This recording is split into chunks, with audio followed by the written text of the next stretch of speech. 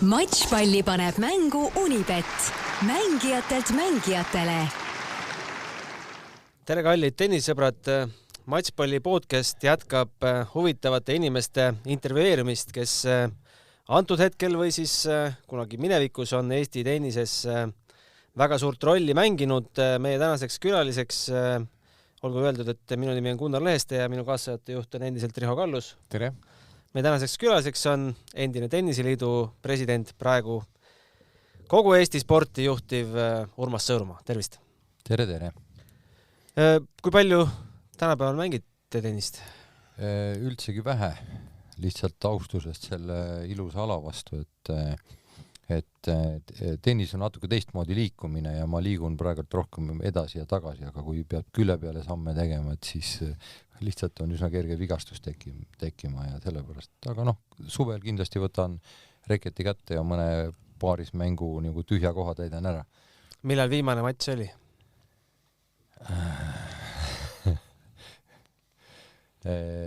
Jah, seda ma ei mäletagi, aga tennist ma tuletan meelde peaaegu iga päev märkan seda ja kui ma nüüd hakkasin seda taksoteemat tegema ja siis tegin seda nende tõukenite baasil ehk iga klient saab olla ja iga partner saab olla tegelikult väga väike osaline ja kui ma peaks kirjeldama, et mis see siis, kas see siis läheb korda või ei lähe mingi väike asi, siis väiksed asjad lähevad elus väga korda ja kes on tennist mänginud, teavad väga hästi, et sa oled 30-kraadise palavusega 3 setti mänginud rohkem nagu ei jaksa, siis ütleb sinu vastasmängija, et kuule, aga teeme nüüd ühe veel ja paneme sokid vahele.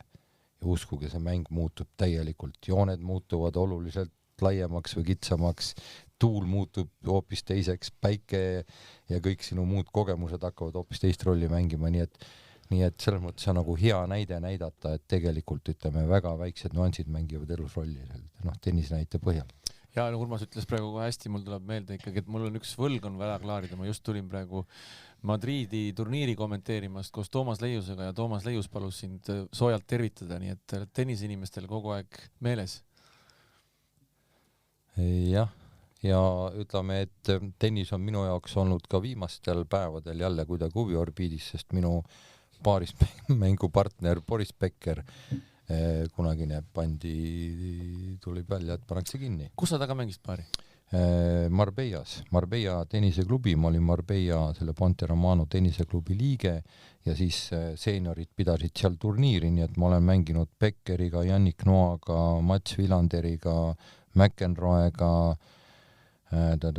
siis veel olid seal paar tule meelde kõik need pikk prantslane ja nii edasi, et neid oli seal terve 20 tükki ja siis võeti 20 klubi liiget vastu ja siis ütleme, vahetasime partnereid seal ja mängisime lihtsalt niisama niisugust show-mängu. Ma saan öelda, et ma olen nendega koos paari mänginud. Sellest legendide nimekirjas, kellest te just ette lugesite, kes neist kõige osavam siis on? Paneme selle paika.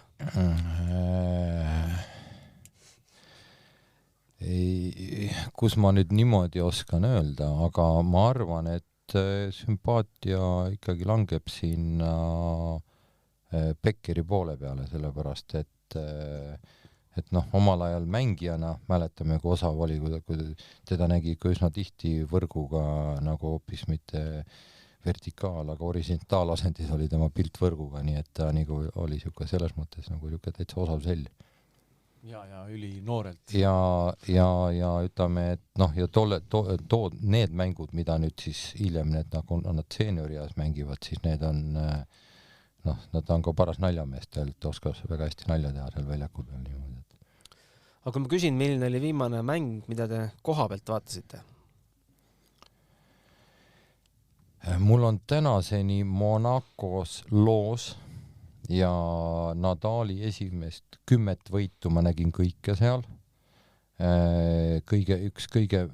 Ütleme, mul on üldse olnud nagu õnn olla nagu tennises sellise sündmuste jada lähedal, et kui Nadal võitis siis Davis Cupi matšis, siis kohtusid Ameerika ja siis Hispaania Sevillas Nadal oli 17-aastane ja 5. otsustavas mängus pandi talle Roddick vastu.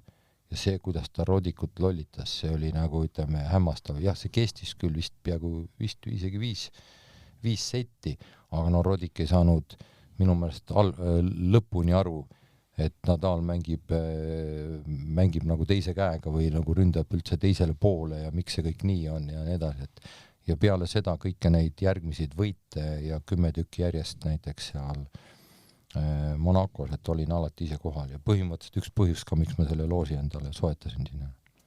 Aga see aasta Monaco turniiril käisite ka siis? Nüüd ma ei ole seal ka 3-4-5 aastat käinud, aga loosi hoiab soojana minu hea tuttav Rain Lõhmus. Aga viimane matš, mäletan, kus mina teid nägin tribüünil, oli ikkagi Tokyo Anett Kontaveidi matš Sakariga. Jah. Ikka, ma olen ikkagi vaadanud, et mul tuleb siin jah, et minusuguse tasemega mängijal ei saagi aru, kas tennise juures on tähtsam olla nagu selliste nimetatud nimedega koos või mis see su parim saavutus. Mul tuleb meelde siin Jaanus Ootsa ütlus, et tema parim saavutus tennises on see, et oli Wimbledonis kuningannaga samas loosis. Saavutus tennises. aga ma siin juures ise ütlen, et mina olen Wimbledonis, see oli siis ka vist 2012 vist olümpiamängud olid seal Londoni olümpiamängudel, nii et istusin üle vahekäigu Bill Gatesiga näiteks, ütleme, et siuke vahekäik mingi 1,5 meetrit ja vaatasin, mida ta seal loeb ja mis ta teeb. Kuidas tennis teie juurde jõudis või kuidas teie üldse tennise juurde jõudsite? Teada-tuntud fakt on, et kõigepealt alusite spordi tegemist karate juurest, aga kuidas see tennisereket pihku sattus? No nii nagu ikka hamburile kohane, vaja ikka tõestada kellegile midagi. No, nii õppisin ma tantsima, nii õppisin igasuguseid muid asju tegema ja konkreetselt oli põhjus väga lihtne. Raimo Kägu, tollel ajal juba täitsa niuke edasi jõudnud vana Pirita Purjespordikeskuses, kutsus siis minusuguseid hakkajaid ärimehi sinna kokku, oli politsei auto ajanud sinna saali nurka, seal olid tollel ajal väljakud, kes mäletab, sinna halli nurka ja siis mõõdeti servikiirust ja 129 kilomeetrit tunnis pidi sisse ka veel lööma. Võitis siis Raimo Kägu ja mina läksin Raimo juurde ja küsisin, et kuule, et Raimo, et ei tea, kui palju peaks harjutama, et nii hästi hakata mängima, nagu sina mängid. Siis Raimo ütles, et mitte kunagi, sa ei hakka nii hästi mängima. Siis mõtlesin Raimole, et 5 aasta pärast ma teen sulle pähe. No ja ma arvan, et läks mingi 3-4 aastat mööda, ta ei saanud minu käest geimigi. Nii et ütleme, et mul on komme asju lihtsalt nii tõsiselt võtta. Aga sa tegid siis nii kõvasti trenni, olid sul siis eratreenerid ja ma mäletan, Jaak Kissak vist oli, kes sinuga palju mängis või? Jaak Kissak on mind tegelikult on mulle ühed meeldejäävamad mõtteterad andnud, aga nii sinu poolt nimetatud Toomas Leiusega ja siis Peeter Lambiga ja ütleme paljudega olen harjutanud, nii et kui ma ikka neid päevi ei olnud mitte vähe, kui ma käisin 2 korda päevas trenni tegemas. Turniiridel olete ka kibe käsi olnud? Mis ma ikka olen, eks ma mõningatest liigamängudest võtsin osa, aga mulle meeldib paarismäng. Et seal on ju tennismängijad ju teavad, mis on paarismängu kõige targem tegu ja üldse, mis paarismängus teha saab. Partneri valik ikka. Püüdes kuidagi jõuda sinnani, et kuidas te Eesti spordi jaoks oluliseks isikuks saite, siis milline oli esimene sporditoetus, mida te tegite? Mis mälestused sellega? Oi, see on äge sündmus. Ma olen elus ühe korra võitnud auto loosiga. Ja see oli niimoodi, et see oli mingi 90ndate alguse poole või kuskil keskel. Oli Sakus või Männiku karjääris oli siis kross, väike kross. Väiksed poisid sõitsid ja igasuguseid toetajaid oli seal. Mina toetasin ka seda siis võimaluste piires ja toetajate vahel loositi välja Kia auto, väike Kia auto. Ja siis purgi sees oli seal hulk numbreid ja siis oli niimoodi, et väikeste poiste, need olid ma arvan, et mingi 10-11 aastased poisid sõitsid seal ja siis neid oli rajal umbes 30, ma ei tea, 2, aga toetajaid oli seal võib-olla kuskil 12-13 sellist toetajat. Igaüks võttis sealt numbri, et kelle võetud number esimesena lõpetab, see saab selle autovõtmed. Ja mina võtsin siis minu arust, kas oli number 3 või näiteks, võtsin number 3 või tähendab minu number või see number, mille mina võtsin, sõitis siis teisel kohal ja temast eespool sõitis, siis viimastel ringidel sõitis seal teisel kohal ja temast eespool sõitis siis temast peaaegu pikem poiss ja šanssi polnud, tegelikult minu oma sõitis 3. kohal, sest esimest numbrit ei võetud üldse väljagi, seda numbrit, kes nagu võitis, ja teisel kohal sõitis siis üks niisugune pikk tugev poiss ja 3. kohal üks pisikene poiss sõitis 3. kohal ja viimases kurbis umbes seal 7-80 meetrit ennem lõppu oli üks niisugune sügav niisugune sisse sõidetud kraav ja tagasipööre ja see suur poiss seal koperdas ja minu väike number läks mööda ja papsti oli esimene, esimene lõpetanud nendest välja võetud numbritest ja mulle anti selle Kiia võtmed. Ja siis ma ei osanud sellega midagi muud teha, kui tegelikult see väike poiss oli siis kas ta oli Eedik Kuusk Sakust, üks Kuused tuntud sõitjad. Ma läksin selle väikse poisi lihtsalt, kui ta oli autasustamine, siis ma küsisin, palju see Kiia maksab, oli 130 000 krooni tollel ajal.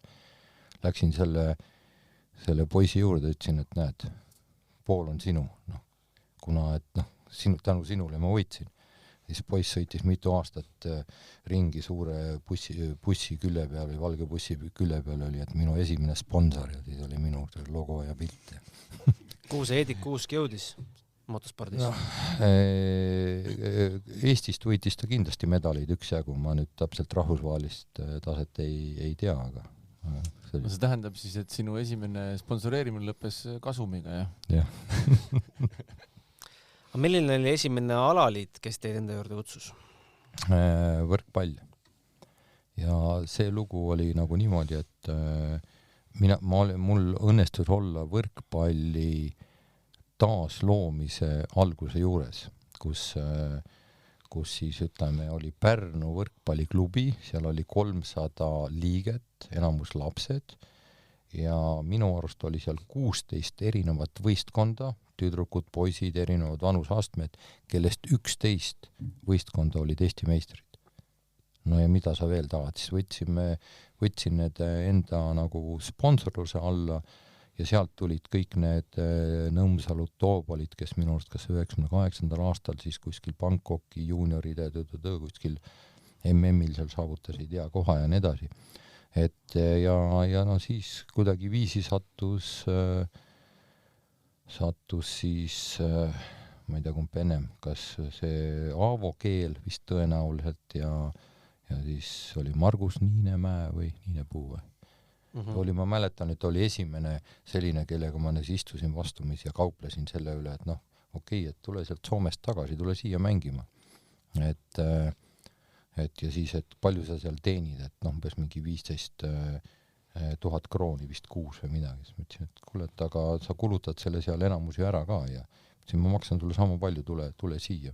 Mõttes natuke, ütles okei.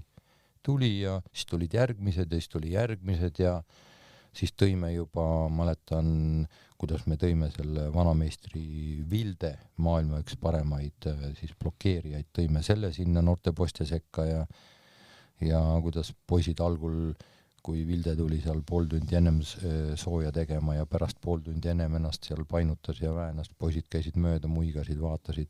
Aga läks mõni kuu mööda, kõik tegid taga koos seal niimoodi, et selliste asjade juures olla on nagu ime tore olnud olla.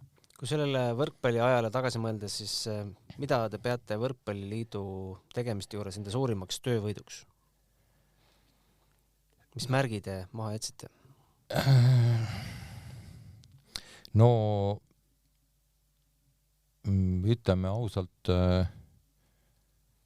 ma ei oska isegi öelda, kas see on minu töövõit või mitte. Ma arvan, et see liit on lihtsalt õnnelik liit, sest seal lihtsalt asjad lähevad, sinna juurde ilmuvad head inimesed ja ja ütleme, pallimäng on meeskonnaala ja väikese riigi palli mängida niisugusel tasemel, nagu võrkpallurid teevad, seal peab lihtsalt nagu mingi nagu ma olen tihtipeale mõelnud, et see on nagu kuidagi, nad on nagu hea koodiga sündinud, sest sinna juurde ilmuvad sellised inimesed nagu mõnes mõttes on ka minu osalusel meelitatud sinna nüüd juba kadunud Aadu Luukas näiteks.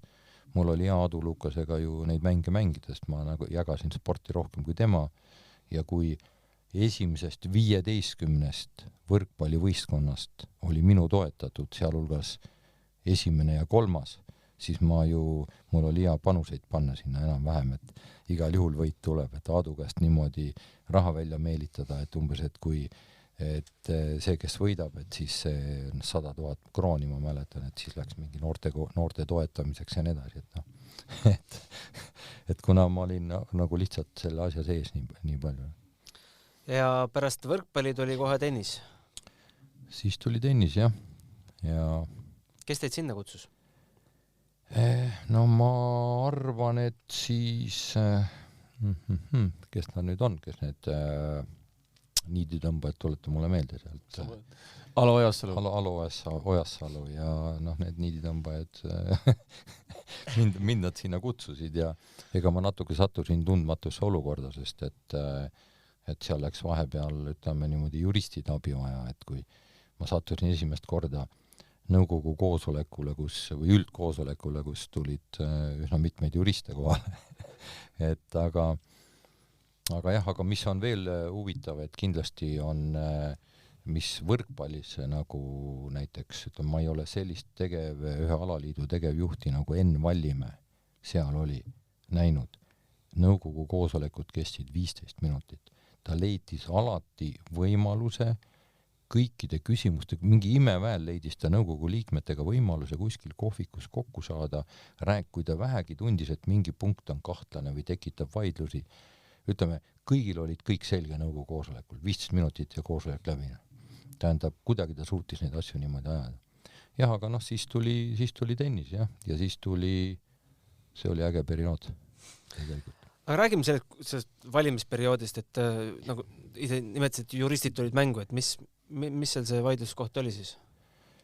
No ütleme, et eks sealt paistis välja natukene nagu ikka seda OÜ-tamist või siis ütleme nende taskuklubide olemasolu, et mis on, ma arvan, Eesti sport on tegelikult päris palju kannatanud selle all, et see nõndanimetatud OÜ-tamine on võimalik, et need taskuklubid on seal võimalikud ja kuna meie mittetulundusühingute elu ju tegelikult reguleeritakse ju seadusega, mis tegelikult kutsuti ellu majavalitsus või nagu ütleme niimoodi ellu kutsuma või reguleerima, siis tervet sporti ühiskondliku liikumise elu reguleeritakse tänaseni sama seadusega. Et meil on täpselt ühel tennisearmastajal võib olla seal 4 klubi a la kokku 6 liikmega või siis sa võid olla 300 liikmega Eesti parim klubi, aga sul on täpselt sama palju hääli ja nii edasi.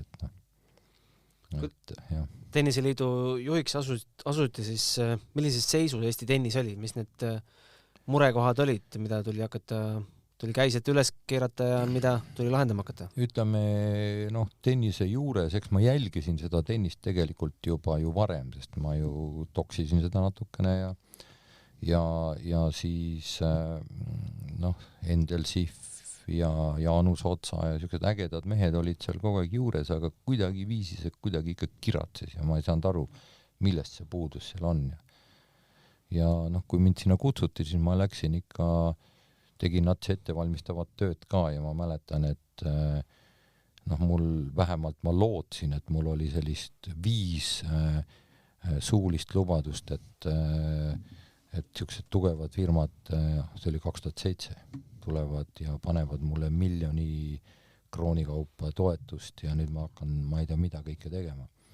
Ja siis tuli 2008 ja kriis ja praktiliselt jäin üksinda. Kõik olid kadunud. Ja kogu selle 7 aasta jooksul, mis ma seal olin, siis ma ju praktiliselt viisin kõik need plaanid ellu, mida ma tahtsin ja üksipäini.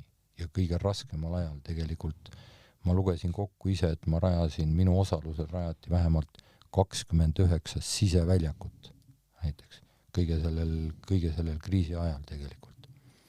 Et ja noh, loomulikult ma ei tea, vist Eesti tüdrukud mängisid maailmaliigas ülemineku mängu, vist sinnamaani pole nagu jõutud, kuigi tase võimaldaks sinna ka täna jõuda, aga nad tuleb ka platsile saada nagu.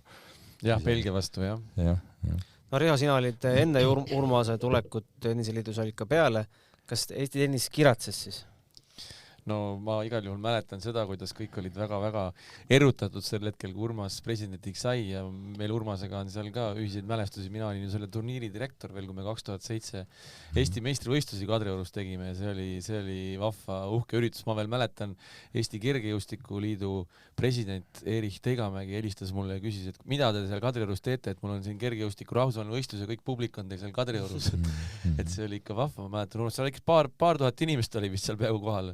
Ja, ma ei saanud, ma käisin ennem ka vaatamas, vaatasin seal Eesti meistrivõistlused, eelnevatel ennem mind, et Eesti meistrivõistlused, Luškin ja Bush mängisid seal väga pingelist finaali, no kohal olid siis mõningad sõbrad ja lähemad sugulased ja kõik mõtlesin, et mis asi toimub.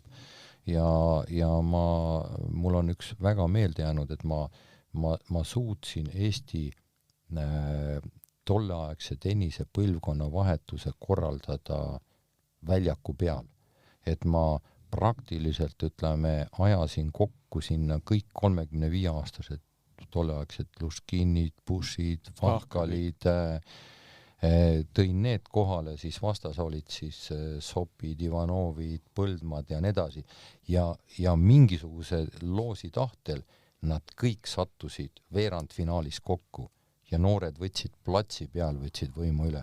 See oli nagu minu arust nagu üliilus, et see oli nagu, et minu jaoks on siiamaani, et meistrivõistlused peaks olema iga ala tegelikult selline festival, kus on kohal noored, fännid, pidu käib, kõik muu.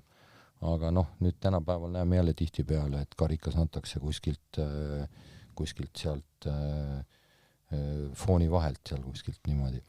Et Riho mäletab ju väga hästi, et ma sõitsin ise Wimbledoni kohale, ostsin need ma tahtsin täpselt samad karikad, mis Wimbledonis päris hõbekarikad, kus on kogu ajalugu peale graveeritud, kõik võitjad ja kõik need taldrikud ja hümn ja vaibad ja ma arvan, et need on kõige uhkemad karikud üldse, mis Eestis olemas. Ma usun. Kes siis Eesti võitjatest tulid? No need olid ju väga huvitavad finaalid. Ma arvan, et Tani Kaia Kanepi oli üks finaal, aga Põldmaa ja Zopi finaal oli väga põnev. Zop oli seal 2-0 settidega ja kolmandas veel breigiga peal ja lõpuks Põldmaa tuli meistriks. Ja fantastilised finaalid olid seal. Nii et see oli veel kord näide, et see mees oleks võinud jõuda muidugi kaugele, sest et nupp oli tal hea otsas. Et täpselt samamoodi on Djokovic paar korda Nadalil olitanud kuskil, et kuskil see neljanda seti puusa või põlve vigastus ja lonkamine ühel hetkel võtab vastasel 10% motti maha ja siis on äkki 5. seti keskel nagu noor pull, et siis vastane ei suuda enam nagu aru saada, mis toimub. No Põldmaa jõudiski Eestist väga kaugele. Londonis oma ala tipus. Küll teisel alal, jah. Jah, et mina isegi kindlasti oleks võinud mõnelgi spordialal olla päris nagu edukas, aga ma olen alati öelnud, et tänu sellele on mul olnud teistsugune elu, et miski on vahel astunud. Suuremate ja väiksemate võistluste matšpalle vaata Unibet TV-s, kus sind ootab aastas ligimale 100 000 tasuta otseülekannet. Unibet, mängijatelt mängijatele. No minuga seostub teie presidendi ajast ikkagi 2 suurt sammast. Tere Tennisekeskus ja Kennet Raismaa. Räägime Kennet Raismaast, kuidas te leidsite 10-aastase poisi Tartust? Ma tuleks isegi nats tahapoole, sest et selle lubaduse, minu isiklik moto oli see, et kõik, kes lähevad tennises paremaks, need siis läheb paremaks kogu Eesti tennis. Kas need on seeniorid või on need siis tipu poole. ja siis, kui me Audentesesse organiseerisime siis grupi, kus olid need Põldmad, Sopid ja Ivanovid ja Irdojad ja nii edasi, väikse grupi, ja vahepeal vedasime nad Prahasse ja siis kuskile Hispaaniasse. Kas see oli see SEB Tallink tiim või? Ei, see oli ennem seda, see oli PLRT. PLRT tiim oli see, see oli enne seda, jah. Ja ütleme, et ma suutsin seda gruppi vedada, kus tegelikult kasvas välja Sopp ja Ivanov ja nad siiamaani tegelikult, ütleme, hoiavad Eesti meistrid. No alles mängisid Davis Cupil mõlemad. Et noh, see oli nagu selline hea tunne, et sellest tegelikult, sellest koos tegemisest tuli välja. Aga noh, Kennet Raisma nägin ka, jah, sükest ühte head andekat poissi, kes mängis väljakul, mis oli nats võib-olla lühem kui ette nähtud ja siis mõtlesin, et mis sa seal ikka mütad, et sealt ei ole ju võimalik edasi minna, et tule Tallinna aga noh, kahjuks ei realiseerunud tema võimed mitmesugustel põhjustel ja üks on mul eredalt meelde jäänud, et kui ma olin äsja vist mingi, ma ei tea, umbes 3 päeva olnud siis tenniseliidu president ja läksin Kadriorgu noorte meistrivõistlusi vaatama ja vaatan sealt väljakult ja siis mingid poisid mängivad väiksed seal, ma ei tea, mingi 11-12 aastased või mingid siuksed ja seal oli siis selgelt üks mees, ütleme, teine lööb sisse ja palli ja siis üks mees ütleb, et out. Noh, kuna sellel tasemel poisid seal kohtunikku ei olnud, ise nad lugesid seal ja lõpuks seal teisel pisarad väljas ja nutab ja siis ma tõusin püsti ja see oli Anton Pavlov. Ma ütlesin, et Anton, et noh, kui te lõpeta ära, et nalja teed, et vaata, noh, nii ei tehta. No. See vaatab mulle otsa ja kuidagi ütles mulle, et kas sa siuke oled, et sa ole üldse vait või midagi taolist mulle seal ütles. No. Ja siis see oli mulle ka tegelikult väga sümpaatne, sest et spordis peab siukest kuraaži olema. Küll sa pärast saad neid nagu lihvida. Vaata, aga kui sa spordis oled nagu selline, kui sa iga asjaga oled nõus ja lepid kõigega, no siis sa tõenäoliselt päris tippu ei jõua. Et noh, tippu jõuavad ikkagi natuke niisugused, kellel siukest kuraaži on ikkagi nats rohkem, kui silmad näevad ja kõrvad kuulevad. Kennetist veel rääkides, kui Kennet meil siin käis aasta või 2 tagasi, siis ta meenutas, et ta ju elas päris pikalt isegi Tere tennisekeskuse. Jah, me andsime talle seal toa ja siis ta tuli koos treeneriga ja Andres Kuhiga ja vahepeal noh, ma mäletan, kui Kenneti need nagu kõige need lootusandvamad aastad olid, mis ta siis oli, 13, 14 vanus siuke. No. Ta on tennis Euroopa esimene oli noortes, jah? Ja see, kuidas ta endast 2 aastat, noh, Hispaaniasse viisime, seal oli mingi Santana, mingi kooli 2 aastat vanem kasvandik, kes oli siis aste vanematest tulnud Hispaanias nagu 3. meistrivõistlustel, kuidas Kennet seda suurt poissi lollitas, see oli nagu niisugune, lihtsalt sealt tuli välja see, et hispaanlased on ju nagu tuntud kummiseinad, et need jooksevad siis nagu väljakuga nagu lihtsalt niipidi siin taga. Aga Kennet pani ta nagu niipidi jooksma, siis see oli täitsa juhe koos, et tead, kuidas edasi-tagasi joosta, et niipidi joosta, seda nad oskavad kõik. Kas praegusest Eesti noorte tennisepõlvkonnast on ka keegi, keda te toetate? Ei toeta, elan kaasa ja vaatan, et ikka midagi ikka kuskilt tuleb. Kuidas tundub praegune põlvkond? Kui me võtame Aneti ja Kaia eest ära, kas meil, tervis, milline on Eesti tennise tervis siis tagapool? Vot, võib-olla ma olen ebaõiglane, aga ega nüüd ütleme, lajal on kuulda, loodetavasti sealt midagi tuleb, aga ütleme, et ega vist väga nagu ei tea, väga ei tule.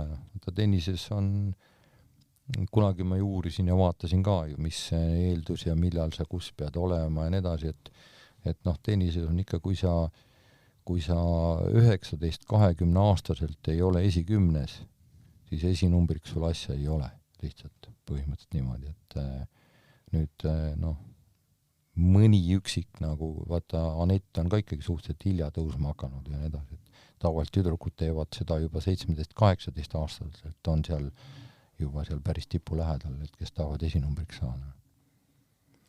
Et noh.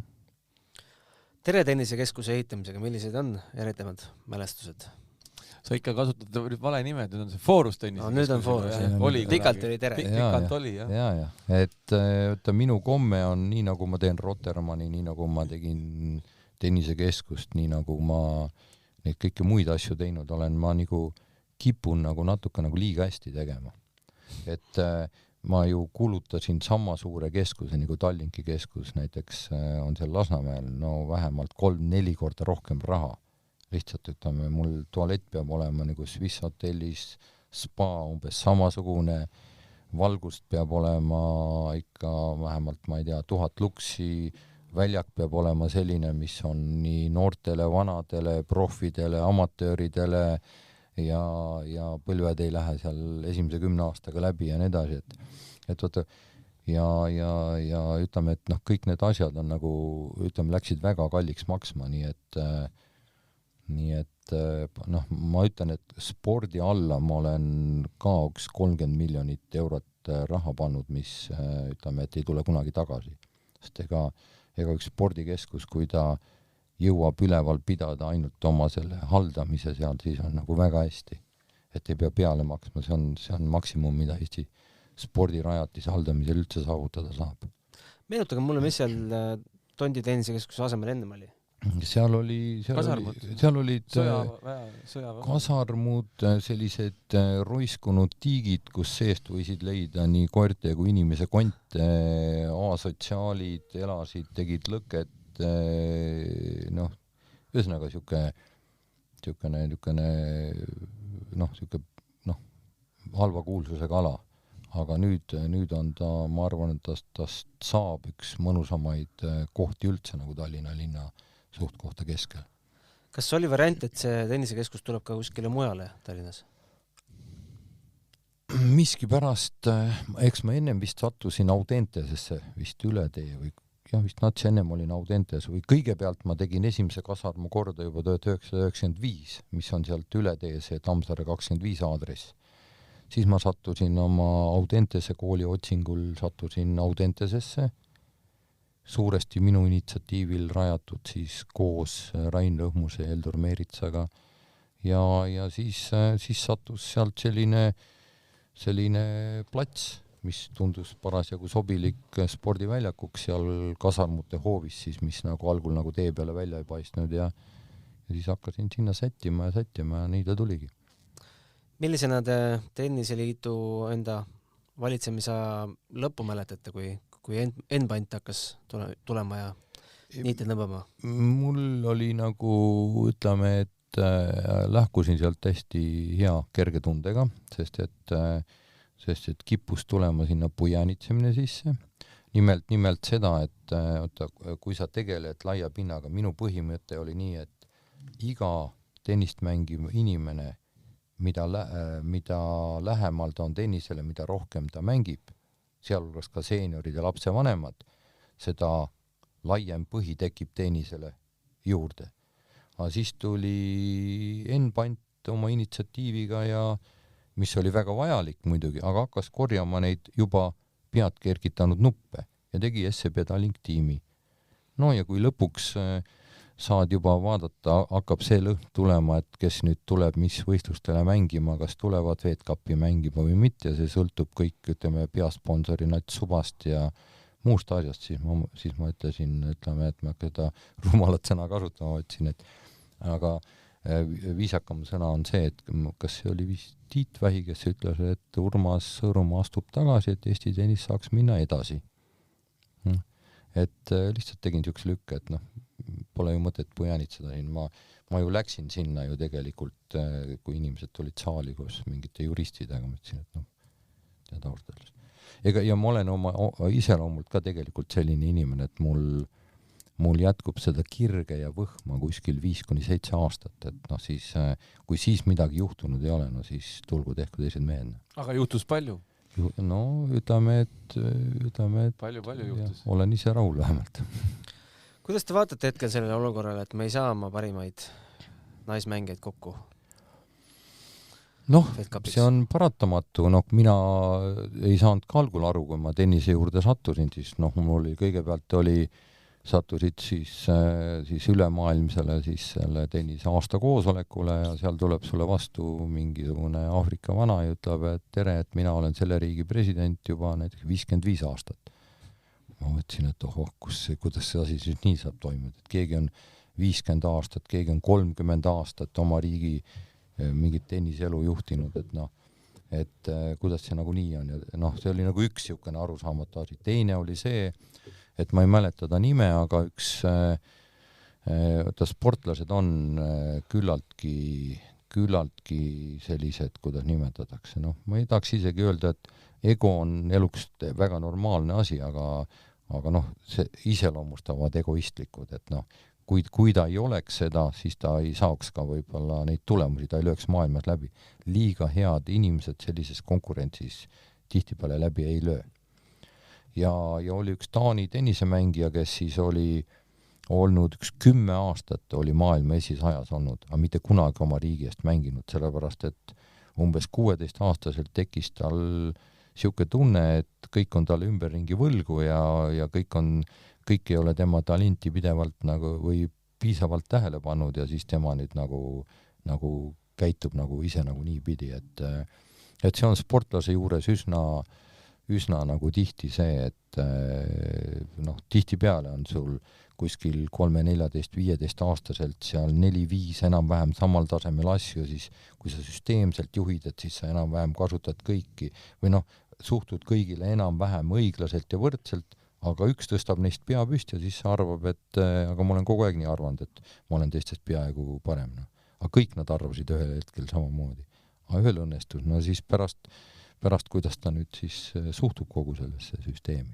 Mis ma sellega nagu öelda tahan, et läbilöövad spordiinimesed ongi tihtipeale keeruka iseloomuga ja neid sõbralikult kokku saada. Nii et ma arvan, Eestil on isegi hästi läinud, et nad on tulnud mängima, sest et sportlastel on vahepeal ju vigastusi, see on üks põhjus ja nüüd ma saan aru, et kui meil on siin praktiliselt 2 mängijat, kes ideaalse klapi puhul võiks ju olla ju täitsa vabalt ju esi-8 hulgas maailmas, aga see tähendab seda, et sa pead selle nõndanimetatud siis selle altpoolt tasemed ka kõik läbi mängima ja tulema ja nii edasi, aga see tähendab seda, et seal teel võivad olla vigastusi, kõike muid asju ja siis sul jääb jälle mujalt jälle kuskilt midagi katki, et Ja kõik need asjad. Ma tahtsin siia lisada Urmas jutul, et ega see ei ole üldse Eesti probleem tennises, on see, kuna see tennise juhtimine on nii killustunud ka globaalses mõistes, on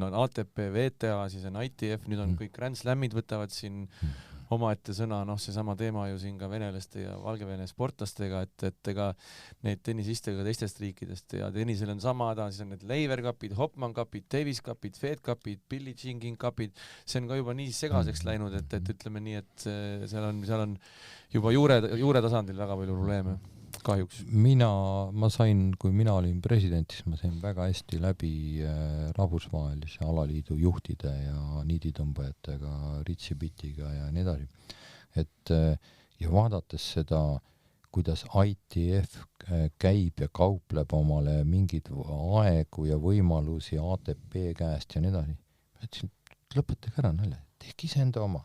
Hakkake ise oma punkte, värke, pärast tulevad rahad, värgid, kõik. Tehke konkurent ITF-i baasil. Ei saanud nad siin sellega hakkama, kui oli liiga keeruline jutt neile. Ma ei tea. Nüüd on kohe see teema siin Wimbledoniga ees. Et kas saab Wimbledon punkte või ei saa, kas ATP annab Wimbledonile punkte või ei anna. Sellised probleemid tennises on. Aga enne kui tuleme nende päevakajaliste teemade juurde, siis 2016 sai teist EOK president. Minu arvates teist nii suurt valimissündmust Eesti spordist annab leida, et Jüri Ratasega üks hääl vist jäi lõpuks lahutama. Jah. Nii et ma arvan, et see on maailmas võib-olla tähtsuselt teine ühehäälne võit. Peale selle, teate, mis on kõige tähtsam ühehäälne võit? Ei tea. See on, kui valiti peale siis iseseisvussõda vist Ameerikas, ühe häälega võitis inglise keel saksa keele ees riigikeelena. Oleks see olnud saksa keel, siis me siin kõik istuks internetis hoopis teises keeles. olete mõelnud ka, et kui 2 häält oleks Jüri Ratas enam saanud, siis millises Eestis me võib-olla elaks täna? Jüri Ratasest sai peale seda peaminister. Mina ei oleks tahtnud peaminister olla. Seda Gunnar tahtski küsida. Ei, mitte konkreetselt seda. Ja. Aga kõik läks täpselt nii nagu pidi, kõik läks täide nii nagu ma Jüri Ratasele tollel ajal ütlesin ja see oli minu üks parimaid ja ilusamaid showsid üldse nagu spordivaldkonnas. See täieliku teadliku tegevusena. Ma sõitsin aasta lõpul ära, teatasin omast arust kõigile alaliitudele, et ma kandideerin. Ja siis läksin sinna Pimekoopasse ja see on palju räägitud lugu. Tulen välja, hakkan siis meediat vaatama, missugune show käib, kõik tulistavad, kõikide olemas. Kõik tahtsid, Hannes Võrno tahtis, siis tahtis, Märt Sults tahtis. Ja siis ma tekitasin omale plaani. Siis ma ütlesin, Urmas, rahu, las lasevad oma padrunid tühjaks, ma ei räägi midagi. Tulin tagasi ja tekitasin 1 nädalaga sellise asja, et kui te nüüd vaatate kõiki neid kirjutusi, siis takka järgi, siis selleks ajaks, kui oli vaja saada 15 toetuse häält, eelmise päeva õhtul käis siis jutt niimoodi, et Jüri Ratasel, 61 häält on üldse võiduks vaja, Jüri Ratasel 55 häält koos, Tõnu Tõnustel ka mingi 27 häält, Erki Noolel paar häält puudu, Sõõrumast ei räägi, mitte keegi, mitte midagi. Aga mina kuna ma nägin unes, mida ma pidin tegema ja ma vajutasin õigetele nuppudele, ehk mina teadsin kogu seda infot, mida ei teadnud tollel ajal. Ei kandideerijad ise ega ka ajakirjanikud. Ma teadsin täpselt, palju mul on hääli ja minu käest kaubeldi õhtul, et andke Erki Noolele, anna veel Urmas paar häält, ta saaks ka vähemalt, saaks nagu rivi sinna. Ma teadsin täpselt, et Erki Noolel oli tegelikult 3-4 häält. Aga ju tore on käia mööda sõpra ja öelda, et anna oma hääl mulle, mul 1 hääl puudu. Said 1 juurde, läksid järgmise juurde, anna oma hääl mulle, mul 1 hääl puudu. Kuna need hääled ei olnud nagu nii tähtsad, sest need olid kvalifitseerumiseks vajalikud hääled. Ja siis tuli järgmine hommik ja helistab mulle 7:30 Jüri Ratas. Ma teadsin, et ta kardab minu konkurendiks saamist ja ütleb, et Urmas, palju õnne, kuskilt Kopenhaageni lennujaamast helistas, et ma olin saanud, ma ei tea, mingi ka mis 30 häält või midagi olin saanud nagu niimoodi, kus täitsa tühja koha pealt, nagu nende arvates. Aga kuna minu tegevus kogu spordivaldkonnas oli lihtsalt nagu nii pikaajaline ja nii suur, et tollel ajal see ikka nats toimis. Aga siis tuli siis valimiste voor, no siis ma Tõnu Tõnistega nagu tema arvas, et tema kindlalt saab nagu siis Jüri Ratasega viimasesse vooru. No ma ütlesin, et ma ju tean, et sa ei saa ju . Aga lepime vähemalt selle kokku, et see, kes ei saa, see toetab teist. Selles mõttes. Loomulikult mina sain Jüri Ratasega teise vooru ja siis pidas Tõnu Tõniste oma minu arust ühe parima lühikese kõne. Ja kuna ajakirjanikud olid arvanud seda, et kui tegelikult saaks päris hea presidendi, kui võtaks nad kõik, igas öös on nad midagi.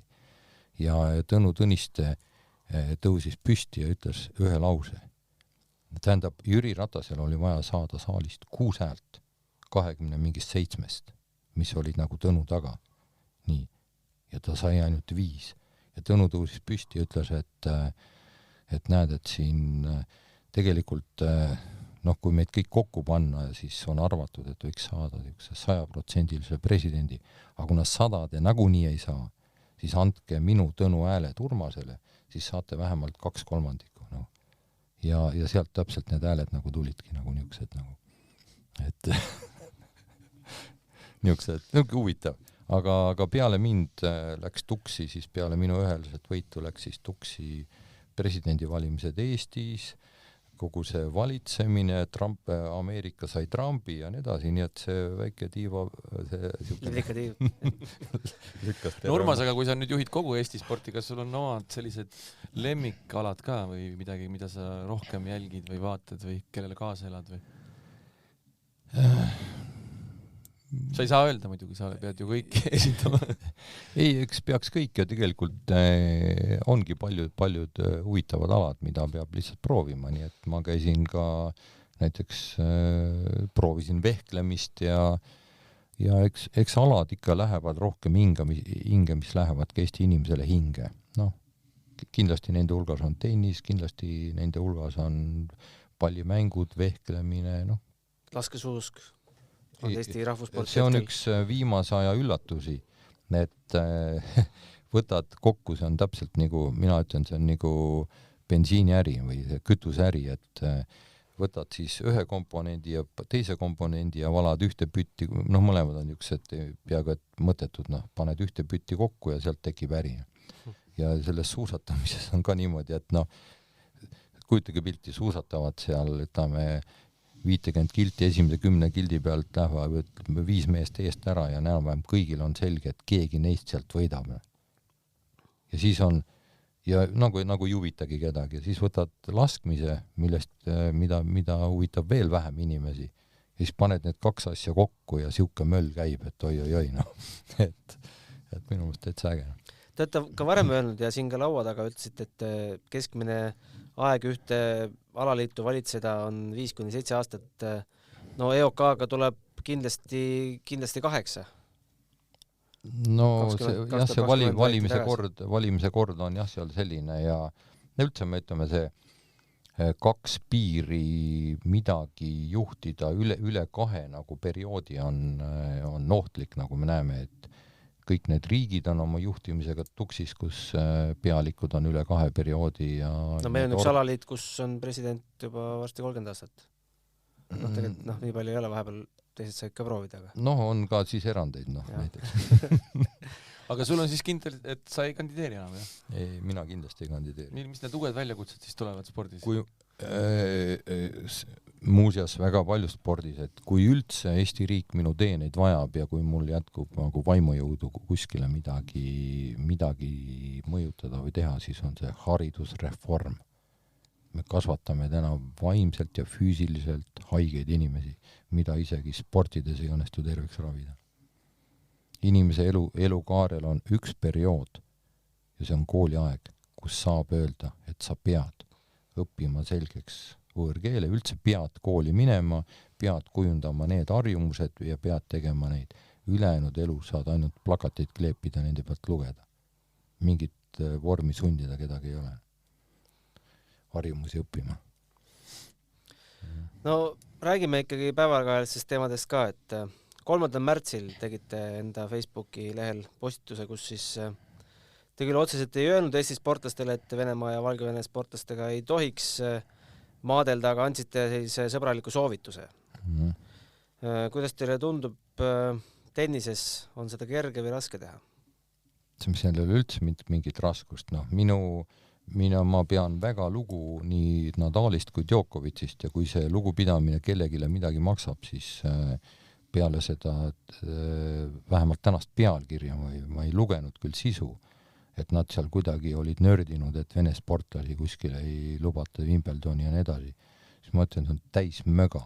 Kui ühed inimesed mingi agressorriigi tõttu kaotavad oma elusid, istuvad varjendites ja ma ei tea, millise pinge all. Ja nüüd selle ründavate riikide teised sportlased siis saavad kuskil lõbutseda ja võistelda ja niisugust asju teha, siis marss koju tagasi. Ainukene, mis päästab sind, väga selge suhtumise väljendamine.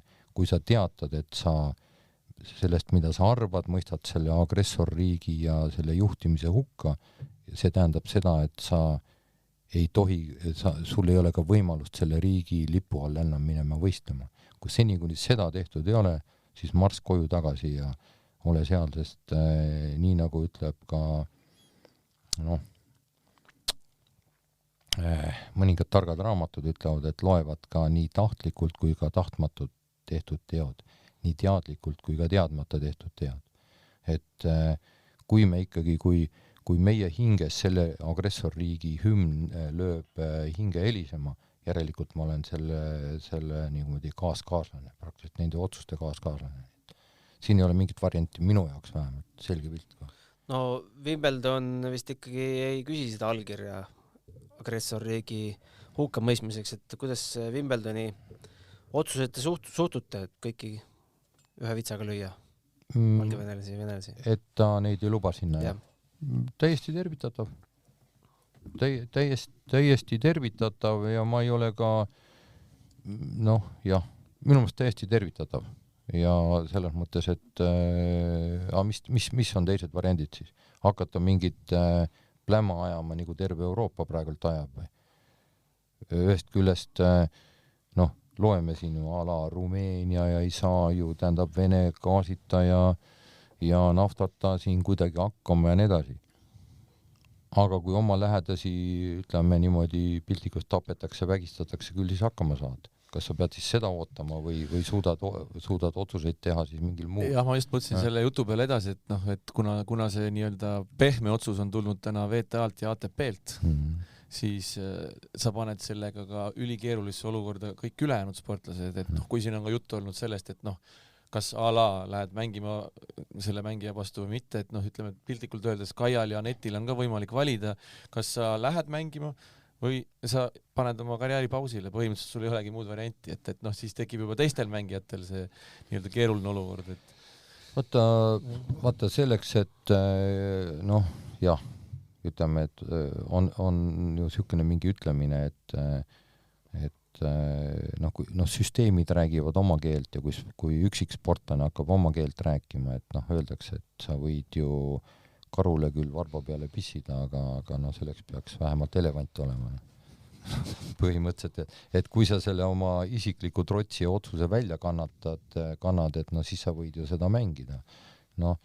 Me ju näeme, kuidas tegelikult päris suur tõke tekitati ju Djokovic'i karjäärile nende igasuguste, ma ei tea, vaktsineerimissüsteemide või juttudega ja nii edasi. Samas me teame, et võib-olla 6 aja pärast ei huvita enam kedagi. Käib või mask selja taga endas või ma ei tea, süstal kaasas ringi. Et vahest need saatusele tulevad sellised, et parem kui süsteemid võtaks vastu otsused, siis on nagu üksik sportlastel kergem.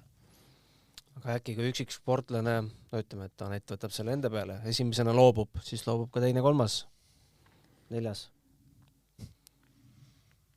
Ma ei tahaks selles spekulatsioonis kaasa rääkida, et las siis jah.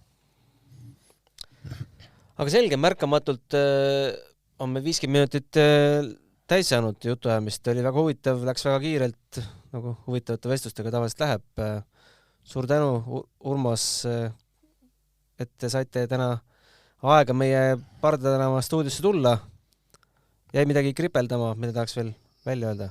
Ei, et tahan teile öelda aitäh, et hea lähedal oli tulla ja mulle lihtsalt tundus vist, et kuna teid oli 2, aga enamus aega rääkisin mina ega. See oligi nii mõeldud. Urmas, see oligi nii mõeldud. Formaat ongi selline. Ja igal juhul aitäh teile ja ütleme, et palju edu Eesti spordi kajastamisel. Palju edu Eesti spordi juhtimisel. Aitäh, Urmas. Aitäh kuulamast ja järgmise korrani. Matšpalli pani mängu Unibet. Mängijatelt mängijatele.